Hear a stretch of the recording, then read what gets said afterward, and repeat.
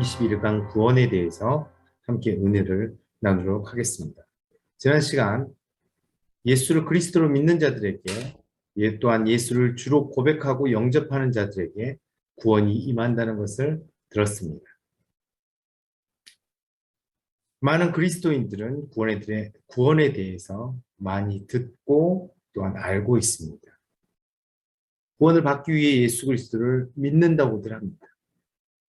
그래서 구원이 얼마나 중요한지 모든 그리스도인들은 잘 알고 있습니다. 그런데 구원에 대해서 이야기를 하라고 하면 잘 못할 때가 있습니다. 그것이 무엇입니까? 구원이 무엇입니까? 어떤 이들은 구원론에 따라서 구원의 과정이나 구원의 서정을 이야기합니다. 많이 알고 계시듯이 소명, 중생, 회심, 신앙, 칭의, 양자, 성화, 견인 또한 각 주제마다 이 과정들을 이루어가게 되는 또한 과정들이 있습니다. 그 과정들에 대한 설명까지 구원론으로 이렇게 설명을 하게 되면 아주 방대하고 또한 복잡해집니다. 그런데 때로는 이 구원이 무엇인지 아주 정확하고 명확하게 간결하게 정의하지 못할 때가 있다는 것입니다. 구원의 사전적인 의미는 어떤 문제에서부터 해결되어지고 어떤 묶임에서부터 풀려지고 어떤 빠짐에서 잘못된 그 빠짐에서 건져내어진다는 것을 의미합니다. 그렇다면 무엇으로부터 구원인지 또한 누구로부터 이게 구원이 우리에게 왔고 구원을 받기 위해서 어떤 조건이 있는지 구원받은 자의 모습은 어떤 것인지 우리가 정확하게 이해를 해야지 그 구원에 대해서 정확하게 정의하고 깨달을 수 있습니다. 첫 번째 성경은 구원의 하나님을 여러 번 언급합니다. 구원의 주체는 누구신가? 라고 물을 때 구원의 하나님을 이야기한다는 것입니다. 출애굽기 15장 2절에서 여호와는 나의 구원이시다 라고 이야기하고 시편 27장 1절에서 여호와는 또한 나의 빛이요 나의 구원이시다 라고 이야기합니다. 시편 28장 8절에서 여호와는 그들의 힘이시요 또한 구원의 요새시다 라고 이야기합니다. 이렇게 구원의 하나님을 이야기합니다. 이것은 이 구원의 출발이 바로 하나님이시라는 것을 의미합니다. 하나님의 사랑으로 인해서 구원의 큰 계획이 우리 가운데 왔다는 것을 의미합니다. 죄로 죽어버린 또한 사탄의 종되어서 하나님을 잃어버리고 하나님과 단절 속에 사는 우리에게 하나님이 구원자 되어 주신다고 성경은 기록하고 있다는 것입니다. 그렇다면 어디에서 구원을 받는 것입니까? 어디에서 구원을 받아야만 하는 것입니까? 우리 인간은 앞에서 많은 강사님들께서 설명하셨듯이 처음에 복된 존재로 왕적인 존재로 하나님의 자녀로 하나님의 모습을 닮은 자로 하나님의 성령을 하나님의 그 생명을 통해서 하나님의 그 영을 통해서 우리가 창조되었다고 이야기를 함을 우리는 듣고 있었습니다. 그런데 사탄의 꼬임으로 사탄의 속임으로 우리가 죄를 짓고 하나님과 그 쉬운 언약에서 언약을 깨트려버리고 하나님과 단절 상태가 되어서 여러 문제 가운데 처하게 되었다고 우리는 이전 시간에서 분명히 듣고 알고 있습니다. 이렇게 우리가 수많은 문제 속에 있다면 그 문제의 근원에서 건짐을 받아야 하는데 그 문제의 근원이 죄와 원수마귀 사탄이며 그로 인해서 하나님과의 단절이라는 것입니다. 따라서 우리는 이 문제의 본질에서 건짐을 받아야 합니다. 사무엘하 22장 4절에서 하나님께서는 우리를 원수들에게서 구원하신다고 하십니다. 에레미야 15장 20절 이하에서 하나님이 함께함으로 원수들의 손에서와 악한 자의 손에서와 무서운 자의 손에서 우리를 건지신다고 이야기하십니다. 또한 에스겔서 37장 23절 이하에서 모든 죄악에서와 모든 죄악의 처소에서 우리를 구원하신다는 것입니다. 그리고 우리를 정결케 하시고 우리를 하나님의 백성 되게 하시며 하나님은 우리의 하나님으로 우리와 관계를 맺어가신다고 기록되어 있습니다. 시편 68편 20절에서 하나님과 분리되어 사망이 우리 안에 왔던 것처럼 구원의 하나님을 다시 만남으로써 사망이 더 이상 우리에게 영향을 끼치지 못하는 사망에서 구원받게 됨을 말하고 있다는 것입니다. 이것의 원리는 간단합니다.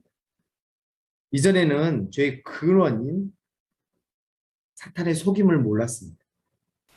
그리고 사탄이 어떤 계략을 가지고 우리를 그 문제 가운데 던져놓은지를 몰랐습니다. 그래서 우리가 죄를 짓는 형제들을 보거나 죄를 짓는 이웃을 보면 우리가 때로는 판단하고 비판하고 정죄하며 그들을 미워하기도 합니다. 또한 육신의 그런 소욕을 따라서 시기하고 질투하고 당을 만들고 다투기도 합니다.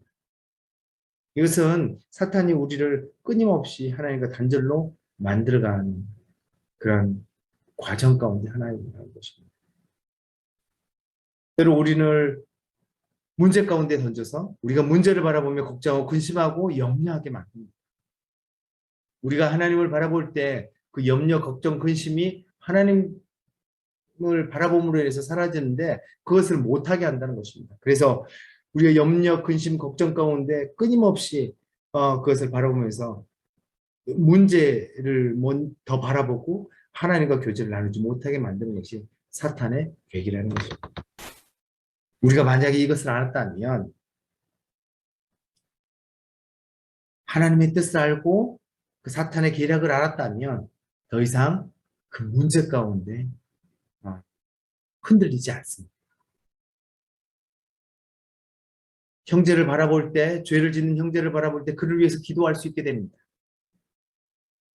사탄의 계략에 빠져서 형제를 미워하지 않게 됩니다.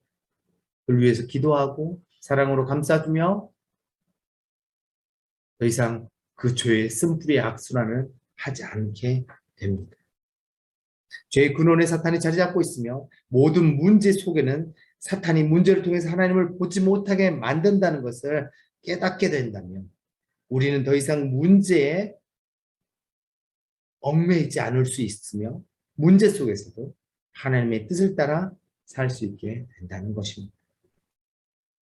예수 그리스도를 따라 살며 그 원수의 계략을 무너뜨릴 수 있다는 것을 뜻합니다.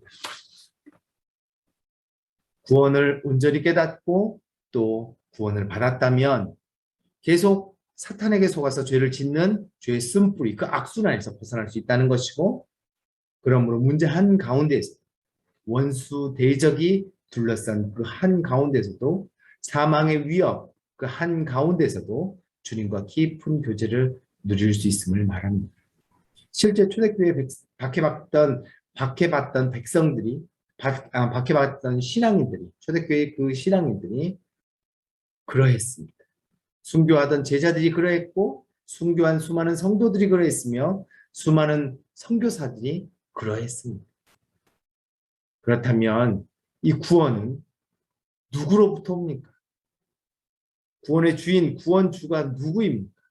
성경은 우리의 구원주는 오직 예수 그리스도라고 말하고 있습니다. 이사야 19장 20절 이하에서 만군의 여호와께서 그들을 압박하는 자들에게서 구원하시기 위해서 한 구원자 대신 보호자를 보내 건지신다고 기록되어 있습니다. 이건 역사적 배경이 있겠으나 이것은 예수 그리스도를 예표하고 있습니다. 마태복음 1장 21절에서 마리아에게 아들을 낳으리니 그 이름을 예수라 하라 라고 이야기하고 또한 그가 그 자기 백성을 그들의 죄악에서 구원할 자이심이라 말하고 있습니다. 예수님이 죄의 문제 가운데서 우리를 구원할 분이라는 것입니다. 요한복음 10장 9절에서 예수님을 통해서, 예수 그리스도를 통해서 구원을 얻을 뿐 아니라 풍성한 꼴을 얻는다고 기록되어 있습니다. 그 풍성한 꼴은 생명과 기쁨과 감사와 자족과, 이 누릴 때, 예수 그리스도로 인해서 구원을 누릴 때 얻는 그런 기쁨을 이야기합니다. 사도행전 4장 12절에서는 다른 이로서는 구원을 받을 수 없다고 이야기하시면서 오직 예수 그리스도만이 구원의 주 되심을 말하고 있습니다. 그러면 어떻게 구원을 받는다고 이야기합니까? 예수를 그리스도로 믿음으로 구원을 받는다는 것입니다. 에베소서 2장 8절 이하에서 하나님의 은혜의 선물인 예수 그리스도를 믿음으로 구원을 받는다는 것입니다. 로마서 10장 9절 10절에서 예수를 우리의 주로 시인하고 하나님께서 그를 죽은 자 가운데 살리신 것을 믿으면 구원을 얻는다라고 기록되어 있습니다. 예수를 그리스도로 믿는다는 것이 무엇입니까?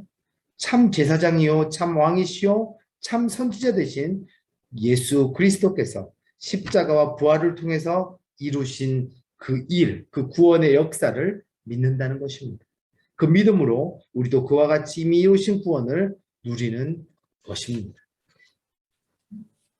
어린아이가 형들의 괴롭힘을 당하면 엄마나 아빠, 또 그 형들의 괴롭힘, 어려움 속에서 구해줄 누군가를 부릅니다. 엄마, 형이 때려요. 아빠, 형이 때려요. 그리고 소리쳐 부릅니다. 왜입니까? 그 아이는 엄마, 아빠가 그 문제를 해결할 것으로 믿고 부르는 것입니다. 실제로 그 문제를 엄마, 아빠가 와서 해결합니다. 그 어려움을 없애줍니다. 우리도 예수가 그리스도이시요 하나님의 아들이심을 믿고 또 그 이미 이루신 참 제사장으로서 죄의 문제를, 참 왕으로서 사탄의 문제를, 참 선지자로서 하나님과 단절을 해결했음을 믿고 또한 그를 의지하면 구원을 우리가 누릴 수 있다는 것입니다. 구원은 바로 우리의 것이 된다는 것입니다.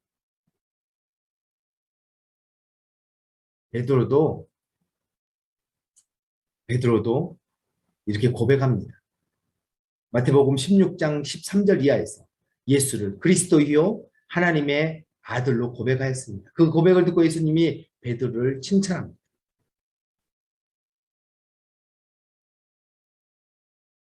이 고백은 참으로 놀라운 고백인 것입니다. 이 고백은 모든 믿는 자에게 구원을 주시는 하나님의 능력이라고 로마서 1장 16절에서 분명하게 이야기하고 있습니다.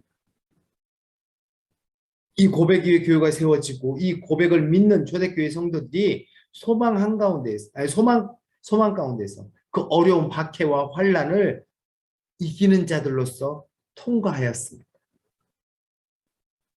이런 구원받는 자들의 삶은 어떠합니까? 어떠하다고 성경은 기록하고 있습니까? 구원받은 자들은 신명기 33장 29절을 통해서 행복한 사람이라고 성경은 이야기합니다.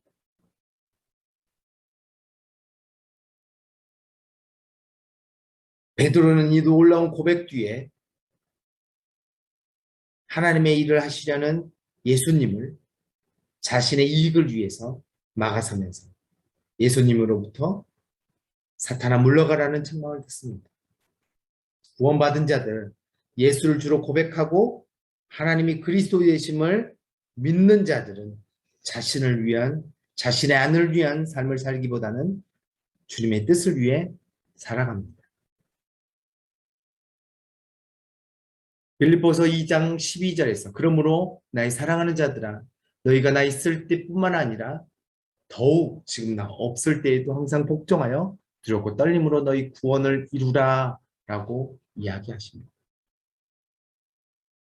이 구원의 기쁨은, 이 구원의 행복은, 구원의 그런 생명은 아주 놀라운 것입니다.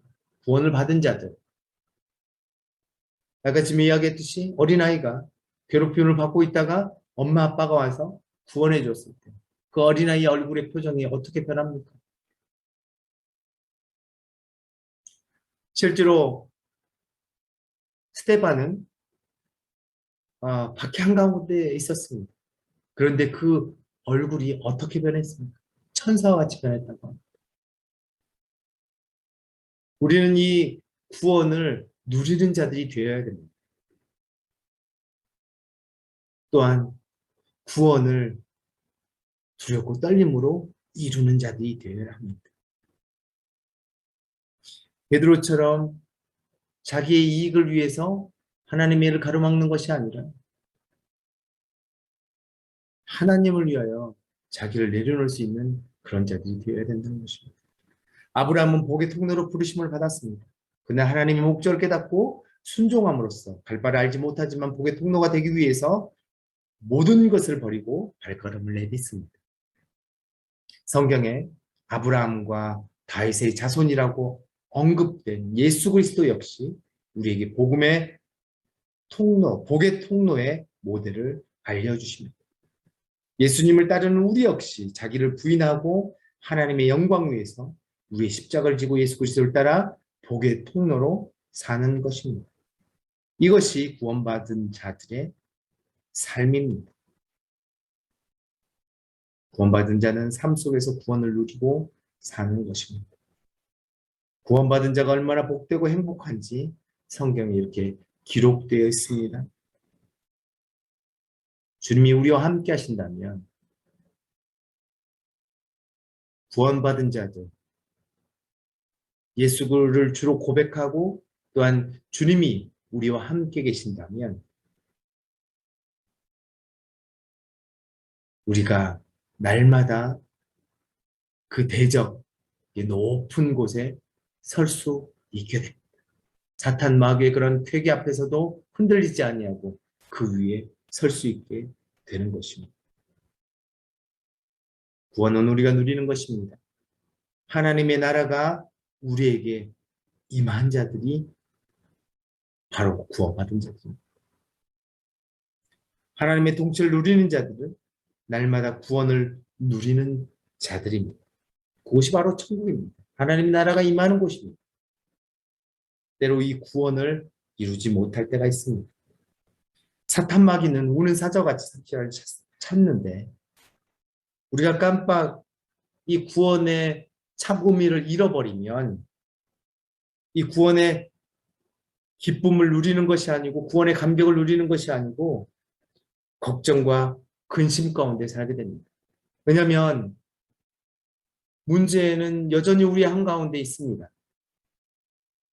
만약에 우리가 하나님으로부터 구원받았다는 것을 예수 그리스도를 통해서 구원받았다는 것을 우리가 온전히 깨닫지 못한다면 우리는 그 문제를 바라보면서 걱정과 근심 속에 살게 됩니다. 실제로 제 주위에 많은 현지 목사님들이 코로나로 요 한 달 사이에 많이 돌아가셨습니다. 한 6분 돌아가신 것 같습니다. 현지 목사님. 저희와 같이 연결되어 있는 한 목사님은 너무나 두려워합니다. 걱정합니다. 그래서 페이스북으로 날마다 기도 요청을 하고 또한 날마다 저에게 메시지를 보냅니다. 이 상황이 매우 두렵다는 것입니다. 구원받은 자들은 천국 소망 가운데 살게 됩니다. 이미 구원을 받았기 때문에 더 이상 그 사망이 나의 신앙을, 나의 그 기쁨을 빼어갈 수 없습니다. 나의 생명을 앗아갈 수 없습니다. 어려운 한 가운데서도 기쁨을 누리며 살 수 있는 것입니다. 저 천국 바라보면서 살 수 있는 것입니다. 그 어려운 가운데서도 지금 코로나 상황의 한 가운데 있으면서도 우리는 기쁨을 누리며 주님과 온전한 교제를 누리며 살 수 있다는 것입니다. 이것이 바로 두렵고 떨림으로 구원을 이루라는 의미입니다. 우리가 잠시 잠깐 그 의미를 잃어버리면 걱정 근심하면서 그 구원의 참 기쁨, 참 그런 생명을 놓쳐버리게 된다는 것입니다. 말씀을 맺습니다. 구원의 주체는 하나님이십니다. 사탄 때문에 죄를 범해서 하나님과 단절된 우리에게 하나님은 구원의 큰 계획을 실행해 가십니다. 그 구원은 모든 문제의 근원인 사탄의 속임으로부터, 죄로부터, 하나님과 단절로부터 구원을 의미합니다. 이 구원은 예수 그리스도께서 모두 이룬 일이시며 우리는 단지 예수님이 그리스도 되심과 나의 구주 되심과 하나님의 아들 되심을 믿고 하나님의 그 통치 안으로 들어감으로써 구원의 모든 것을 누리게 된다는 것입니다. 그렇게 예수 그리스도가 이미 이룬 구원을 받은 사람은 모든 문제 속에서도 믿음과 신앙이 흔들리지 않고 맡기신 일을 하면서 계속해서 하나님과의 교제, 하나님과의 통치, 하나님의 그 나라를 누릴 수 있게 된다는 것입니다. 구원받은 우리의 사명은 예수가 그리스도시고 그 구원을 통해서 이루어지는 이 복음, 예수가 그리스도시라는 이 복음, 그로 인해 구원이 우리에게 임한다는 이 복음을 믿지 않는 자들에게 전해서 그들의 삶에서도 구원을 이루도록, 그들이 풍성한 삶을 누리도록, 풍성한 생명을 얻을 수 있도록 이끌어야 함을 말합니다. 기억하십시오. 예수 그리스도를 믿는 자들, 이 풍성한 구원을 온전히 누릴 수 있다는 것입니다. 이 주님의 뜻을 따라서 예수 그리스도의 복음을 전하며 날마다 구원받는 자들이 더해진 축복이 저와 우리 모두의 사역지에서, 또한 일터에서, 가정에서, 우리 모든 환경 가운데서 충만하게 이루어지시기를 주님의 이름으로 축복합니다. 기도하겠습니다. 하나님 감사합니다. 20일간 구원에 대해서 함께 은혜를 나눴습니다. 구원의 뜻이 온전히 믿어질 수 있도록, 온전히 깨달아지고 그 구원의 감격이 우리의 삶 가운데 온전히 이루어질 수 있도록, 적용될 수 있도록, 우리가 누릴 수 있도록 주님, 우리의 눈을 열어주시고 마음을 열어주시옵소서.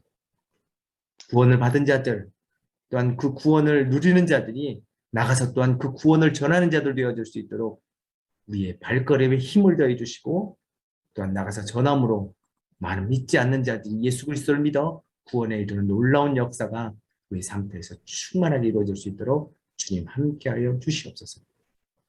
남은 시간도 주님 홀로 영광 받아주시며 우리 모두에게 큰 하나님의 복음의 큰 비밀, 복음의 큰 기쁨을 누리게 하실 줄로 믿사오며 예수님의 이름으로 감사하며 기도를 권하옵나이다. 아멘.